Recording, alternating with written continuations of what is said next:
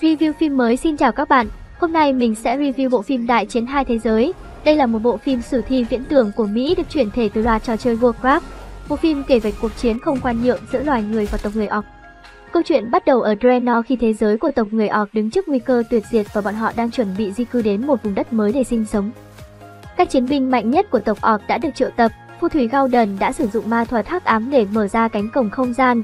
Ông ta hút linh hồn của những tù binh và dùng năng lượng đó để mở ra một lối đi dẫn đến thế giới của loài người. Thủ lĩnh của tộc Orc là Durotan dẫn theo tộc nhân xuyên qua cánh cổng.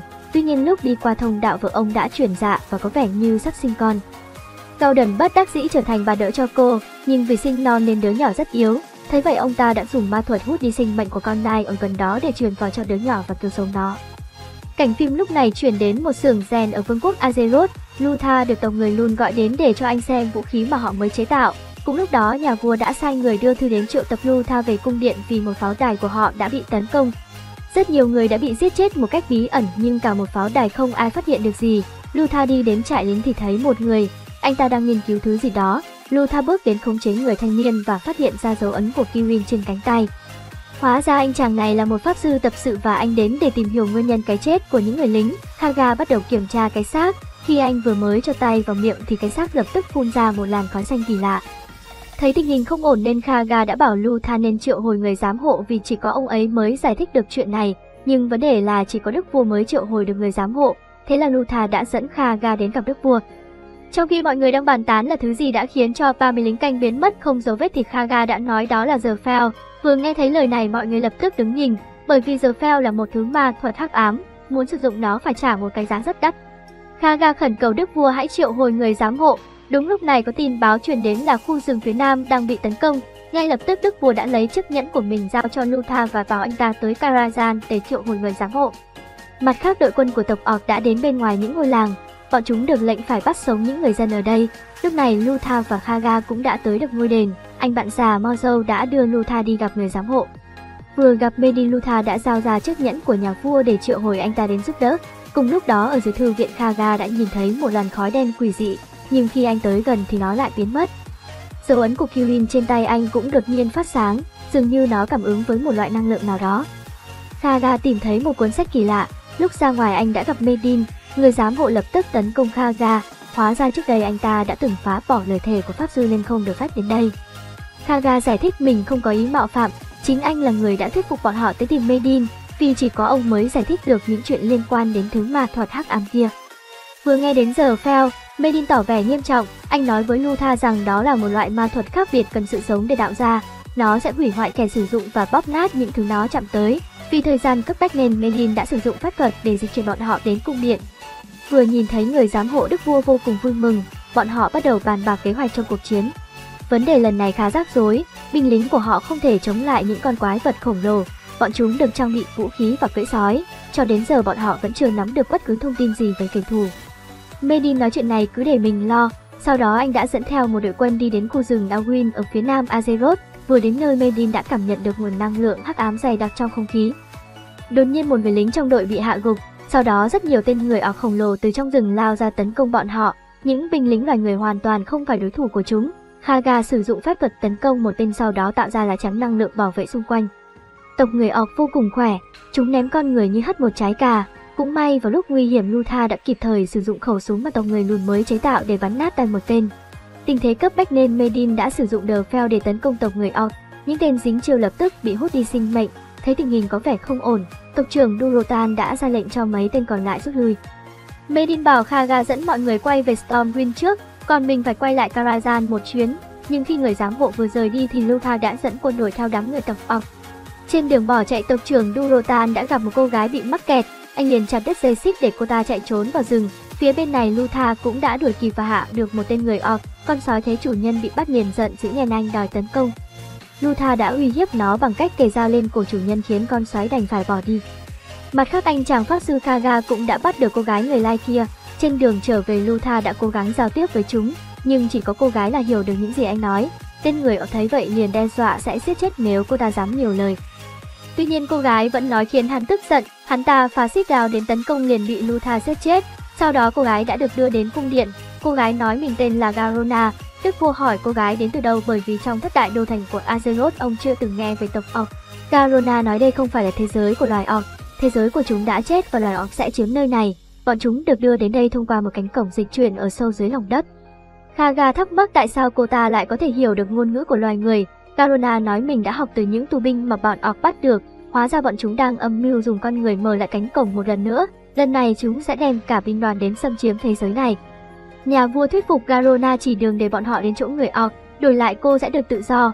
Phía bên này phù thủy Gauden cũng đang trừng phạt Lakhan, thân là tướng lĩnh nhưng anh ta lại làm ô danh tộc mình khi chạy trốn trước kẻ thù. Lakhan bị phán tội chết nhưng Durotan đã chặt đứt cánh tay để cứu anh ta. Durotan nói bọn họ đã chiến đấu hết mình nhưng phù thủy của loài người đã sử dụng The Fel để tấn công bọn họ. Gauden không tin vì cho rằng chỉ có ông ta mới có thể điều khiển được The Fel. Cùng lúc đó Medin cũng đã đến gặp Garona để hỏi cô ta về cánh cổng biến. Ai đã chỉ nó cho Gauden và làm sao hắn biết đến Azeroth?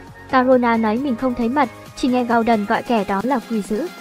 Đang nói chuyện thì có người đi đến, Medin lập tức biến thành con chim bay đi, hóa ra là hoàng hậu. Bà đến để đưa cho Garona một chút đồ vì có thể đêm nay sẽ lạnh. Hoàng hậu tiếp tục thuyết phục Garona hợp tác, bà ấy nói đêm này có rất nhiều ngôi làng đã bị tấn công, chúng tôi đã sống yên bình ở đây hàng trăm năm và không muốn chiến tranh xảy ra, và nếu Garona muốn thì cô có thể ở lại đây với bọn họ. Quay trở lại với Durotan, anh nhận ra bất cứ nơi nào mà Gauden làm phép thì đất đai đều chết, cho dù bọn họ có chuyển đến đây nhưng không ngăn chặn ông ta lại thì nơi này sẽ trở thành Draenor thứ hai. Mặc dù biết là vậy nhưng bây giờ bọn họ không đủ mạnh để chống lại lão, Durotan cũng đã nghĩ đến chuyện hợp tác với con người.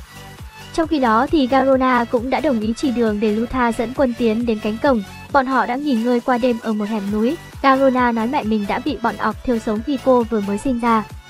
Sáng sớm hôm sau mọi người cũng đã đến nơi, phía bên dưới lũ người Orc đang ra sức để xây dựng cánh cổng, rất nhiều tù nhân đã bị bắt và bọn họ sẽ trở thành năng lượng để mở cánh cửa. Trong khi cả bọn đang nghĩ cách làm sao để giải cứu cho những người bị bắt thì Durotan đã phát hiện ra bọn họ. Anh khống chế Khaga sau đó nhờ Garona hẹn gặp thủ lĩnh của loài người ở tảng đá đen ở phía bắc. Durotan nói ma thuật của Gauden sẽ giết chết mọi thứ. Anh chỉ muốn hợp tác với loài người để ngăn chặn lão ta, nếu không nơi đây sẽ giống với quê hương của bọn họ. Tại Stormwind, Đức vua đã cho triệu tập những bộ tộc xung quanh để bàn về chuyện hợp tác. Nếu bọn họ không chung sức chống lại kẻ thù thì vương quốc Azeroth sẽ bị tận diệt. Garona cũng đã chuyển lời của tộc trưởng cho đức vua. Tuy nhiên Lutha lại cho rằng có thể đây là một cái bẫy. Garona giải thích Durotan chỉ muốn bảo vệ bộ tộc của mình khỏi The Fel. Đức vua cũng nghĩ đây là một cơ hội tốt, nếu có thể hợp tác thì việc ngăn chặn cánh cổng mở ra sẽ dễ dàng hơn. Vì thế ông đã đồng ý đi đến ngọn núi phía bắc để gặp Durotan, hai bên đều lo sợ bản thân sẽ rơi vào phục kích của đối phương. Garona đã đứng ra làm người phiên dịch cho hai bộ tộc. Sau khi nói chuyện hai bên đã quyết định hợp tác với nhau, 3 ngày nữa những tù nhân bị bắt sẽ bị đem ra làm năng lượng cho cánh cổng. Nếu con người có thể tấn công tới trại và đuổi được cận vệ của Gauden đi thì tộc Frostwolf sẽ giết hắn. Đức vua đã đồng ý nhưng với điều kiện là Durotan phải bảo vệ cho những tù nhân đến lúc đó. Trong lúc hai bên đang thương lượng thì tộc Da Xanh mai phục từ trước bất ngờ xuất hiện tấn công tất cả bọn họ. Durotan cũng không lường trước được chuyện này, bọn chúng bắt đầu chém giết đội quân của nhà vua. Medin từ trên đỉnh núi thấy vậy đã sử dụng sức mạnh triệu hồi những tia sét đánh xuống tạo thành một bức tường để ngăn cản bọn Orc. Nhưng điều không may là con trai của Lutha đã bị mắc kẹt phía bên kia chiến tuyến. Anh muốn xông qua cứu nhưng không được, chỉ có thể trơ mắt nhìn con trai bị Lakhan giết chết. Trên đỉnh núi Garona cũng tìm thấy Medin nhưng anh ta đã ngất đi vì kiệt sức. Nhà vua đã dùng chim điêu để đưa hộ quốc sư quay về Karazhan. Bọn họ đặt Medin vào bể năng lượng xanh để anh hồi phục. Lúc này Khaga nhìn thấy trong mắt Medin phát ra nguồn năng lượng hắc ám. Đây có lẽ là cái giá phải trả khi sử dụng The Fel. Thấy tình hình bất ổn nên Khaga nói mình sẽ đến Kirin Tor để xin trợ giúp. Mặt khác, sau khi quay về Durotan đã bị Lakhan bắt lại, vì để bảo vệ tộc nhân anh đã tự nguyện giao nộp bản thân. Tuy nhiên Gauden không muốn lãng phí phép thuật cho tộc Frostwolf nên đã sai người đi giết họ. Nhưng vì nể tình Durotan nên một người bạn cũ đã để cho vợ con anh trốn đi. Phía bên này Khaga cũng đã tới được Kirin Tor. Anh xông vào đại điện và nói cho các vị trưởng lão biết việc Medin đã bị nhiễm The Fel, cùng với đó là việc tộc người Orc đang xây dựng cánh cổng biến. Nghe xong, trưởng lão đã dẫn Khaga đến một nơi, trước mặt anh hiện ra một cánh cổng.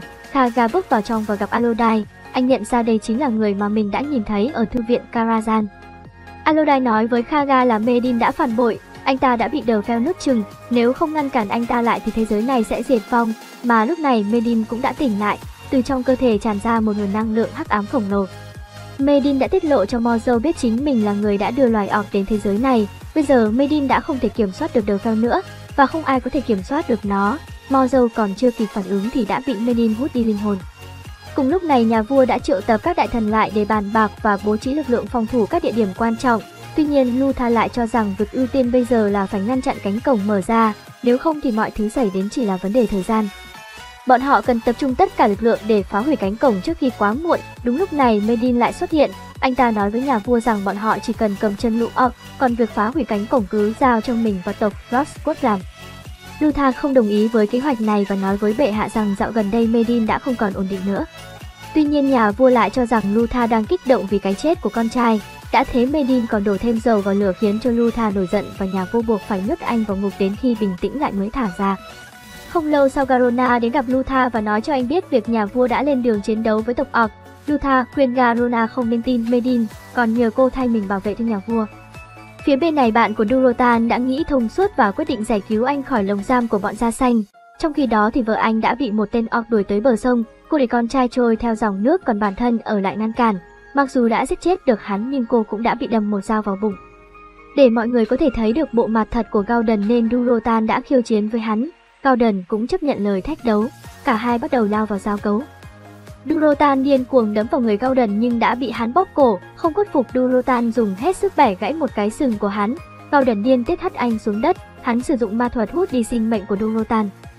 Những người xung quanh bắt đầu lên tiếng chửi rủa hắn là đồ gian lận, đây không phải phong cách của loài orc. Mặc dù vậy nhưng hắn vẫn không dừng lại và tiếp tục hút cạn sinh mệnh của Durotan. Những người dám phản đối Gauden cũng bị hắn xử lý. Sau khi hút đi sinh mệnh của bọn họ, hắn đã truyền năng lượng đó vào người của Arkhan để mọi người biết được sức mạnh của Nerfell. Quay trở lại nhà giam, lúc này Khaga đã quay về. Anh sử dụng phép thuật biến tên lính canh thành con cừu và giải cứu cho Lutha. Khaga nói rằng nếu muốn cứu Azeroth trước tiên phải xử lý Medin. Nói rồi anh sử dụng phép thuật đưa cả hai đến Karazhan. Vừa xuất hiện Lutha đã bị Medin khống chế. Khaga thấy vậy liền đánh trả nhưng không thấm vào đâu. Medin sử dụng ma thuật khiến bức tượng đất sống lại và tấn công hai người. Lúc này nhà vua cũng dẫn theo đội quân của mình có mặt ở cánh cổng. Bọn họ bắt đầu lao vào hỗn chiến với lũ người orc. Gauden đứng từ trên cao sử dụng Nerfell hút lấy năng lượng của tù nhân, sau đó truyền vào cánh cổng để hàng ngàn con orc từ thế giới bên kia tràn qua. Phía bên này Lutha và Khaga cũng đang chật vật chiến đấu. Lutha trèo lên đầu dùng dây xếp vào mõm con quái vật đất nung. Medin tung chưởng tấn công anh khiến bức tượng ngã ra phía sau và bị sợi dây cắt đứt đầu. Hai người tiếp tục bàn kế hoạch để chống lại hộ quốc sư. Trong khi Lutha dụ dỗ để Medin tiến vào hồ nước thì Khaga đã sử dụng phép thuật để dịch chuyển bức tượng đè vào người hắn. Năng lượng từ hồ nước đã khiến sức mạnh hắc ám trong người Medin dần yếu đi, cũng vì thế mà cánh cổng đã bị khép lại. Tuy nhiên Nerfell trong hồ cũng bắt đầu xâm chiếm cơ thể của Khaga. Trước khi mất kiểm soát, anh đã tạo một lá chắn bao quanh Lutha, đồng thời niệm chú lên người Medin. Từ ánh sáng sinh ra bóng tối, và từ bóng tối ánh sáng bừng lên, thành công tạo ra một vụ nổ xóa sổ nguồn năng lượng hắc ám kia. Sau khi xử lý xong chuyện ở đây, Lutha lập tức cưỡi điêu huynh bay đến chỗ cánh cổng. Mặt khác lúc này Nerfell trong người Medin cũng đã được loại bỏ hoàn toàn. Anh dùng chút sức lực cuối cùng niệm chú để cánh cổng thông tới Stormwind. Nhà vua ra lệnh cho binh lính mau mau giải cứu con tin và đưa họ quay về càng nhanh càng tốt. Tuy nhiên bọn orc kéo tới càng lúc càng đông, chúng vòng ra sao điên cuồng đập vào cánh cổng. Mà lúc này Medin đã kiệt sức nên không thể tiếp tục duy trì được nữa. Cánh cổng đã mất, bây giờ bọn họ không còn đường lui. Lakhan ra lệnh cho tất cả xông lên, ai giết được thủ lĩnh của loài người sẽ được cả bộ tộc vinh danh. Vì không còn sự lựa chọn nào khác nên nhà vua đã bảo Garona kết liễu mình. Nếu như giết ông cô sẽ trở thành anh hùng, và chỉ có cô mới có thể mang hòa bình đến cho con người và loài orc. Không còn cách nào khác nên Garona đành phải giết chết nhà vua trước khi Lakhan ra tay. Garona đã được công nhận nhưng điều đó không làm cho cô thấy vui. Lúc này Lutha cũng đã tới nơi, anh chém giết vài tên người orc rồi định đem xác của nhà vua bay đi. Ai mà ngờ lại bị tên Lakhan túm được và quật xuống đất.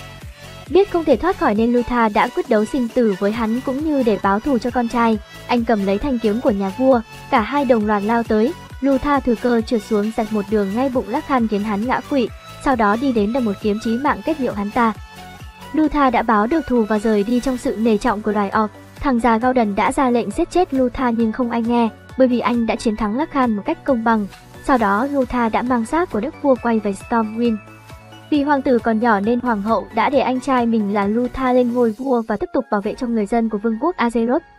Cuối phim, con trai của tộc trưởng Durotan đã trôi đến một vùng đất mới và được hai người thợ săn tìm thấy. Phim đến đây cũng hết rồi. Cảm ơn các bạn đã xem và hẹn gặp lại trong các tập phim sau.